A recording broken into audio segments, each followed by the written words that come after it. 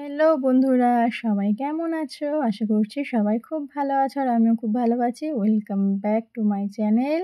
আজ নিয়ে চলে এসেছি তোমাদের জন্য মুখরোচক অ্যান্ড হেলদি একটা রেসিপি। আজ করব ঝাল সুজি। তার জন্য কড়াই বসিয়ে 1 প্যাকেট সুজি দিয়ে দিলাম। দিয়ে শুকনো খোলায় সুজিটাকে ভালো করে লাল লাল করে ভেজে নিতে হবে। সুজি তো অনেকে অনেক রকমভাবে খেয়েছো। একবার এই পদ্ধতিতে সুজি বাড়িতে বানিয়ে দেখো, তোমাদের খুব ভালো লাগবে। তারপরে কড়াই দিয়ে দিলাম অল্প পরিমাণে একটু সর্ষের তেল। দিয়ে তেলটা গরম হয়ে উঠতে তাতে দিয়ে দিলাম টুকরো করে কাটা আলু। আলুটা দিয়ে ভালো করে আমাদের একটু লাল লাল করে ভেজে নিতে হবে। দেখো আলু আমাদের এখানে হালকা লাল লাল করে ভাজা হয়ে গিয়েছে। তারপর এখানে আমরা অ্যাড করে দিলাম কারি পাতা।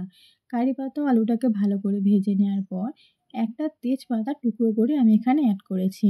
তারপরে দিয়ে দিলাম পেঁয়াজ কুচি। পেঁয়াজ কুচিটা দিয়ে ভালো করে আমরা এগুলোকে ভেজে নেব। তো এখানে আমি 2টো পেঁয়াজ দিয়েছিলাম, তোমরা চাইলে 2টোর বেশি দিতে পারো। দেখো আমরা এগুলোকে ভালো করে ভেজে নিচ্ছি। ভেজে নেওয়ার পর এখানে আমি লবণ অ্যাড করলাম। লবণটা দিয়েও খানিকক্ষণ নাড়াচাড়া করে পেঁয়াজ ও আলুটাকে ভেজে নেব। এখানে আমি কোনো রকমের গুঁড়ো মশলা অ্যাড করছি না, কারণ এটা আমি একদমই স্বাস্থ্যকর একটা রেসিপি বানাতে চাইছিলাম। এগুলোকে ভেজে নেওয়ার পর আমি এখানে বেশ কয়েকটা চেরা কাঁচা লঙ্কা দিয়েছি। দিয়ে ভালো করে নাড়াচাড়া করে এগুলোকে ভেজে নিতে হবে। আলু, পেঁয়াজ, কাঁচা লঙ্কা এগুলো আমার ভালো করে ভাজা হয়ে গিয়েছে। এবার এখানে অ্যাড করলাম আগে থেকে যে সুজিটা আমরা ভেজে রেখেছিলাম, সেটা এখানে অ্যাড করে দিলাম। দিয়ে ভালো করে নাড়াচাড়া করে এটাকে সুজিটাকে হালকা ভেজে নিতে হবে। বেশিক্ষণ না, 30 সেকেন্ড 1 মিনিট মতো ভেজে নিলেই হয়ে যাবে।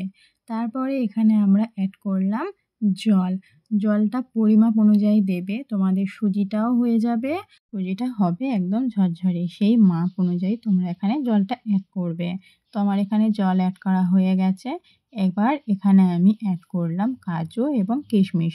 কাজু আর কিশমিশটা দিয়ে একটু হালকা নাড়াচাড়া করে এই সুজিটাকে আমি একটু ঢেকে দেব, যাতে সুজিটা ভালোভাবে হয়ে আসে। তোমরা কারা কারা ঝাল সুজি খেতে পছন্দ করো অবশ্যই আমাকে কমেন্ট করে জানাবে। তো দেখো সুজিটা আমার অলমোস্ট হয়ে এসছে। আর কয়েক মিনিট করলে সুজিটা আমার পুরোপুরি রেডি হয়ে যাবে।